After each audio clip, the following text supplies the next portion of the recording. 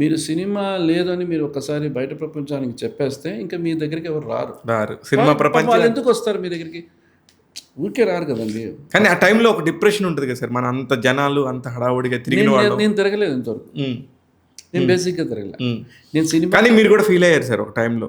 ఏదండి? ఒక టైంలో కనీసం అంటే ఒక టెంపుల్కి వెళ్ళిన టైంలో అదే మీరు స్వామి అని సంబోధించే కేసీఆర్ గారు మిమ్మల్ని పిలిచి మీకు అంత పెద్ద బాధ్యత అప్పచెప్పినప్పుడు సినిమా ఇండస్ట్రీ నుంచి కనీసం ఒక కంగ్రాచులేషన్స్ కానీ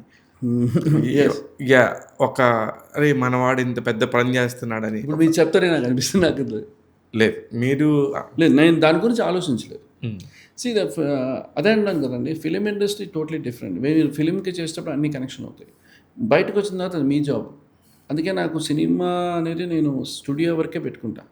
గేట్ నుంచి నేను బయటకు వస్తే నేను తర్వాత నా ఇల్లు నాకే.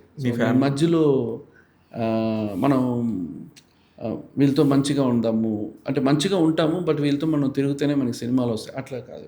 అది లేదు. ద వర్క్ అనేది మీరు కష్టపడితే, మీరు బాగా చేస్తే మీకు వర్క్ వస్తుంది. మీరు బాగా చేయకపోతే ఆటోమేటిక్గా రాదు. అంతే సింపుల్.